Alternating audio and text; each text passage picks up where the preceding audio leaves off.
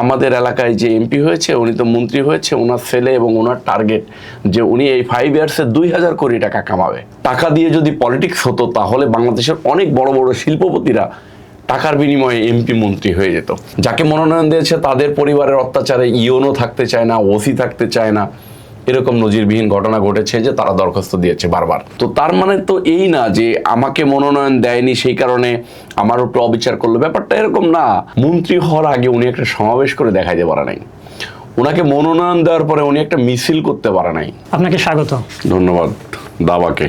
ছাত্র রাজনীতি থেকে আপনি বর্তমান ঢাকা মহানগর দক্ষিণ যুবদলের সদস্য সচিব। এই যে মুকুটহীন বা মুকুটবিহীন বলেন একটি আপনি মাথায় নিয়ে ঘুরছেন, এতটুকু পথ পাড়ি দিলেন কিভাবে? প্রথমত আপনার কথার সাথে আমার অবজেকশন আছে। মুকুটহীন মুকুটবিহীন এগুলো কোনো বিষয়ই না। বিষয় হচ্ছে যে পরিবার জাতীয়তাবাদে বিশ্বাসী, আমিও জাতীয়তাবাদে বিশ্বাসী।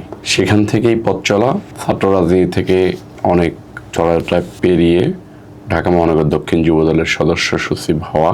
সদস্য সচিব তার আগে যে সদস্য, আমি মনে করি যে আমি জাতীয়তাবাদী দলের একজন সদস্য, জাতীয়তাবাদী দলের সমর্থক, জিয়া পরিবারের সমর্থক। আমার এখানেই শুরু, এখানেই শেষ। আমি নিজেকে কখনোই মনে করি না যে মুকুটহীন মুকুটবিহীন XYZ। মানুষ কতজনের সাথে কত পদবি দেয়, আমি এগুলোর সাথে কোনোটার সাথেই ইউজ টু না। পথটা পাড়ি দিতে আসলে এই সময় কেমন লেগেছে আপনার? এতদূর জার্নিটা কিভাবে? দেখেন, আমি প্রথমেই বলেছি যে পারিবারিক সূত্রেই আমি জাতীয়তাবাদে বিশ্বাসী। প্রথম থেকেই পরিবার রাজনীতির সাথে জড়িত ছোট পরিসরে, আমিও সেখান থেকেই আসতেছি। তো যেহেতু জিয়া পরিবারকে সমর্থন করি, জিয়া পরিবারকে ভালোবাসি, জিয়া পরিবার যেহেতু দেশকে ভালোবাসে, সে কারণেই জিয়া পরিবারকে ভালোবাসা। দেশের পক্ষে যে আমার মাতৃভূমি বাংলাদেশ, এই বাংলাদেশের পক্ষে যে আমি তার পক্ষে। আমার কাছে মনে হয়েছে যে কটা বড় রাজনৈতিক পরিবার আছে, যে কটা বড় রাজনৈতিক দল আছে, তাদের ভিতরে জাতীয়তাবাদী দল বিএনপি এবং জিয়া পরিবার, এদের ভিতরে দেশপ্রেম, মায়া মমতা, ভালোবাসা, দেশের মানুষের প্রতি মায়া মমতা, ভালোবাসা, শ্রদ্ধাবোধ, রেসপেক্ট সবগুলাই জিয়া পরিবারের মানে জিয়া পরিবার দিয়েই বেশি উপলব্ধি করে তারা। সেই কারণে আমার জিয়া পরিবারের প্রতি সমর্থন জানিয়ে পথ চলা। এই পথ কতদিনে শেষ হবে আমি জানি না, এই পথ আদেও শেষ হয়েছে কিনা আমি তাও জানি না। এই পথ শুরু হয়েছে অনেক আগে, সেটা জানি। আপনি মাগুরা 2 থেকে মনোনয়ন চেয়েছিলেন নির্বাচনের আগে, আমরা দেখেছি আপনি প্রচারণাও চালিয়েছেন। আপনি বলছিলেন যে এই পরিবার থেকেই সব কিছু তৈরি হওয়া, তো এই পরিবার তো আপনাকে মনোনীত করেনি, এখান থেকে কোনো আক্ষেপ জন্মায় কিনা?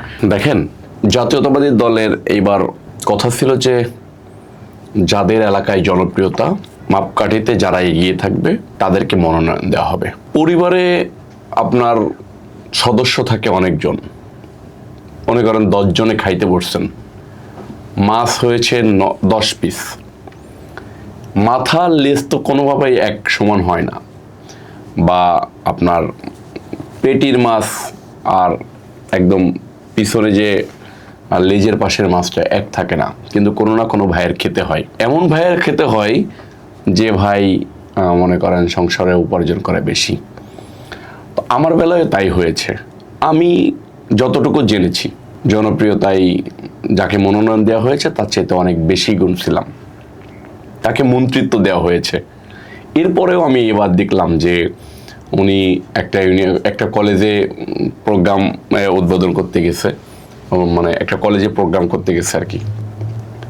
সেখানে যাওয়ার পরে পুরো মাগুরা জেলার লোকজন সব মিলাই ঝিলায় 200-300 লোক হয়েছে। সেটা মন্ত্রী হওয়ার পরে, আমরা মন্ত্রী হওয়ার পরে।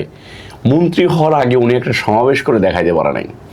ওনাকে মনোনয়ন দেওয়ার পরে উনি একটা মিছিল করতে পারে নাই, যে মিছিলটা আমি সাথে নিয়ে যে করে দিয়েছি, ওই অতটুকুই ওনার দ্বারাই মিছিল হয়েছে। উনি মিছিলও আয়োজন করতে পারে নাই। বাংলাদেশের প্রত্যেকটা মানুষ জানতো যে উনি ফিল করবে, কিন্তু আমাকে যখন শহীদ রাষ্ট্রপতি জিয়াউর রহমান সাহেবের সন্তান, দেশ নেত্রী বেগম খালেদা জিয়ার সন্তান এবং আমার নেতা, আমি যার জন্য জীবন দিতে পারি, শত প্রতিকূল পরিস্থিতি পার হয়ে আমি যে নেতার পাশে থাকতে পারি, জনাব তারেক রহমান সাহেব, উনি যখন আমাকে বলেছে যে নির্বাচন করে দিতে হবে, প্রার্থী জিতাইতে হবে, তো আমার কাছে মনে হয়েছে যে নিজের পাওয়ার চাইতে বড় বিষয় হচ্ছে যে আমার নেতা আমাকে নির্দেশ দিয়েছেন যে প্রার্থীকে জিতিয়ে আনতে হবে।